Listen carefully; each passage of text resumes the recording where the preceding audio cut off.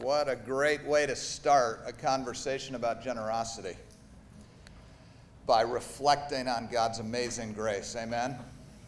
Wow. Thank you, Wintley. I think I heard him do that for the first time about 20 years ago at my church in Orlando, Florida. And he has not lost a step. So I was going to sing, but I think I'll pass now.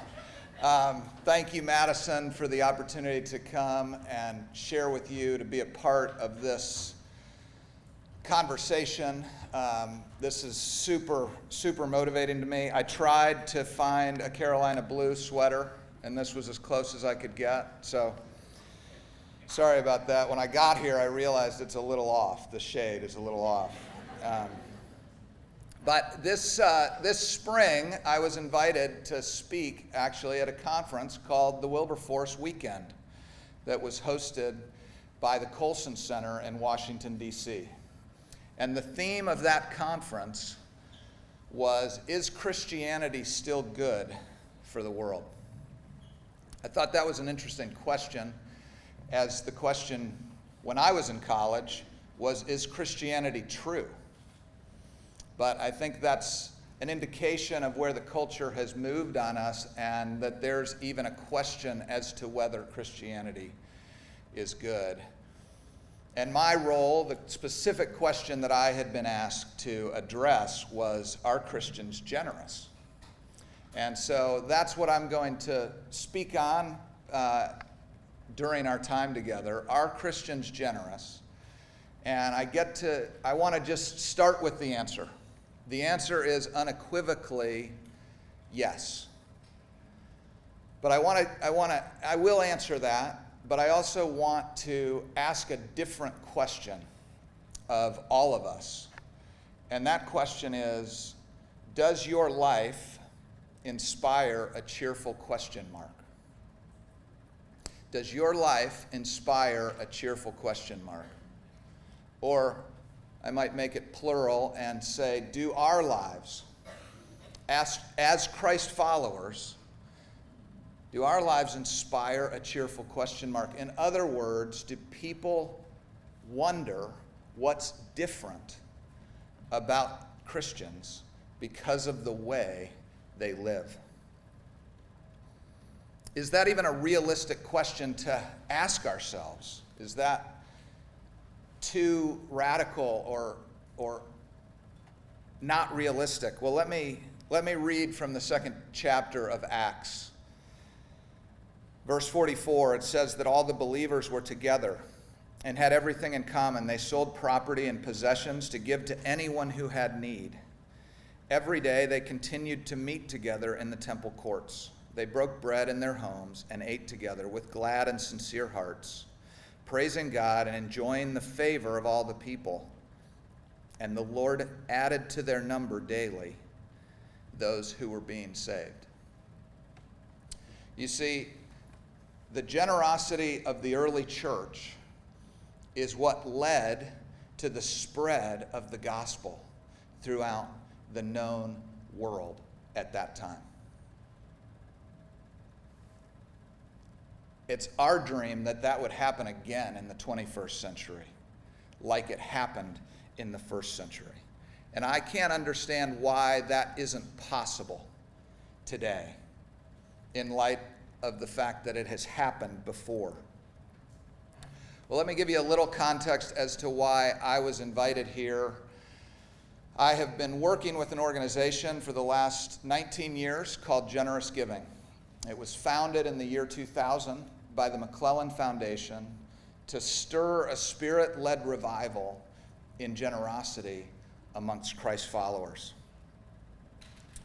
Our vision, we exist really to stir a spirit-led revival and to catalyze a movement of Christ followers who give extravagantly in response to God's radical grace.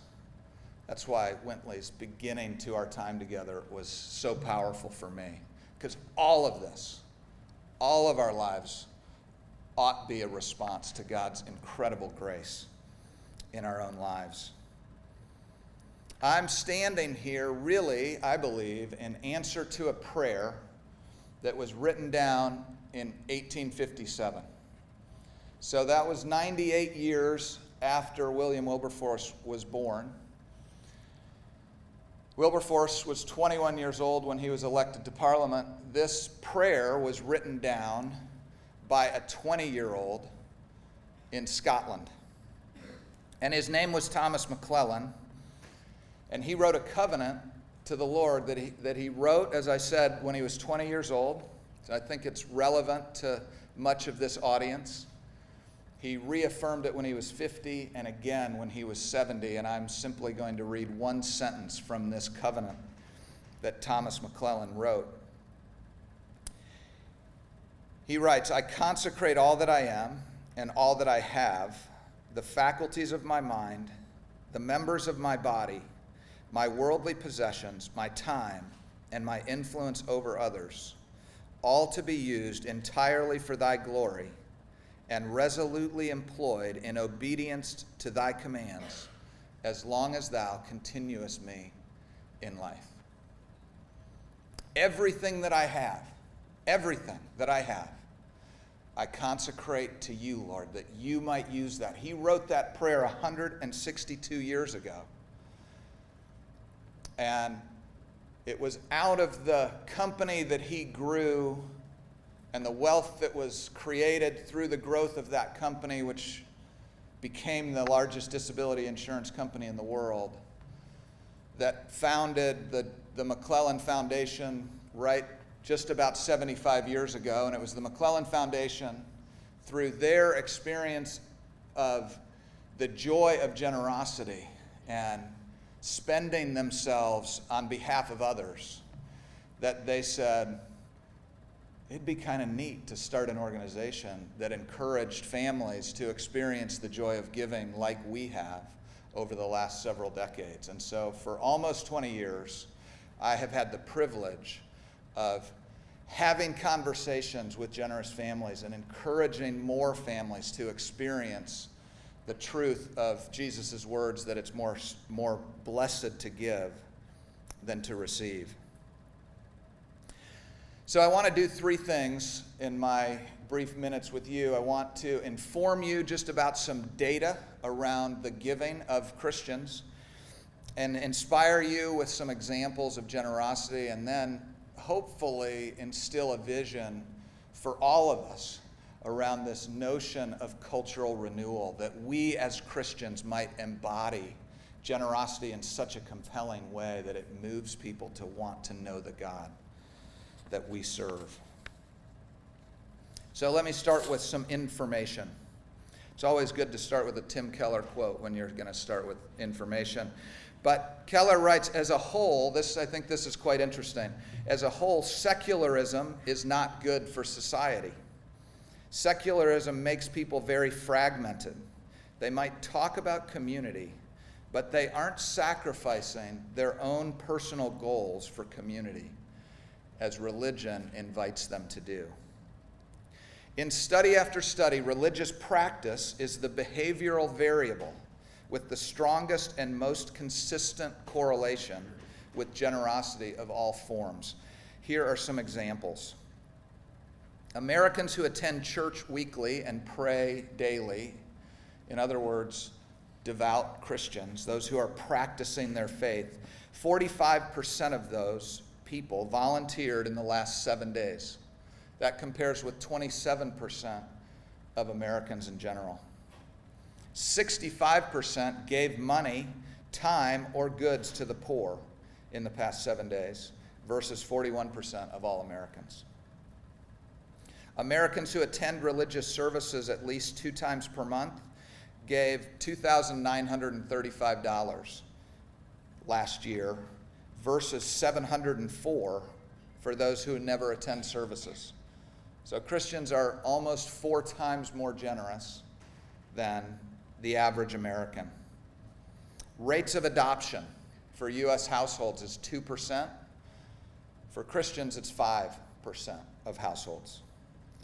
1 in 5 hospital beds in the U.S. are affiliated with a Christian hospital. 58% of the beds for the homeless are provided by Christian organizations.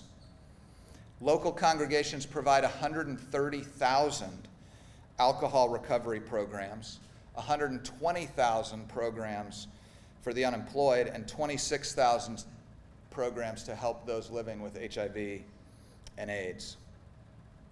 The bulk of volunteers mentoring prisoners both while in prison and after release are Christians, and churches recruit the largest portion of volunteers needed to operate large NGOs like Habitat for Humanity, Meals on Wheels, Big Brothers Big Sisters, and the Red Cross.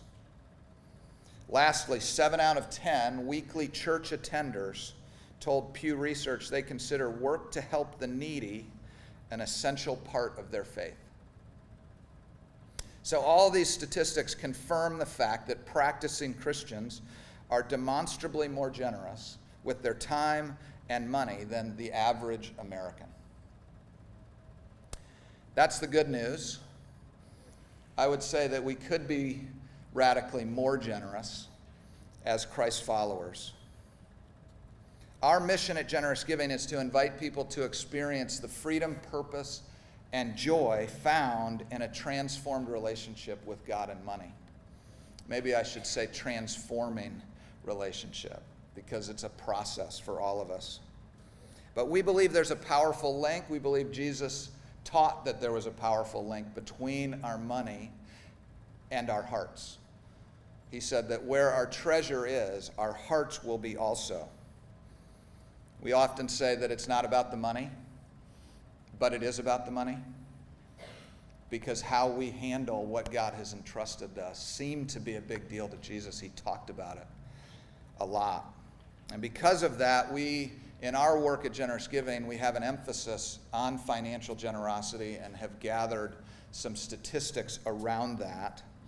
So in 2017, just for a little context on the macro giving picture in the U.S., $410 billion was given to charity. That's an average of 2.1% of the entire U.S. economy was given to charity. Evangelical Christians, Bible-believing Christians, are the most generous demographic, giving on average 3.1%. So we are the most generous, but might we say that's hardly heroic? The average participant in 2018 who attended a generous giving experience, before they attended the experience, was giving on average 16.3%. So dramatically more generous than the overall population. After a generous giving experience, they reported giving 28.2% on average, which is 13 times greater than the average American's giving. Let me illustrate a couple of those stories of people who are giving radically, I would like to say. I think of a friend who's a portfolio manager who in his 50s realized that he and his wife had overaccumulated and made a commitment to give away 100% of their income going forward because they didn't need to accumulate any more wealth. A technologist and his wife who felt called to minister in the inner city moved into the inner city, and though they made millions in an IPO early in their lives, they've lived at the median income of the U.S. in order to not create a gap, an insurmountable gap between their lives and those they were seeking to minister to. A young mother who gave part of her liver to an employee at the company that she and her husband owned. Business owners who capped their salaries at $10,000 per month, even though their business generates millions in profits each year. A young couple on Wall Street that lived way below their means in order to give radically generously. A couple who had 5 children and felt called to adopt and adopted 4 special needs children from China. I was In Memphis yesterday, we were doing another generous giving story, which I'm going to show you in a minute, an example of one of these stories. But this family had given away 100% of the value of their business. They continue to operate it. They pay themselves a modest salary, and they give away 100% of the profits of the business year after year. I share these examples just to illustrate the lengths that some Christ followers will go to give their lives away for the sake of others.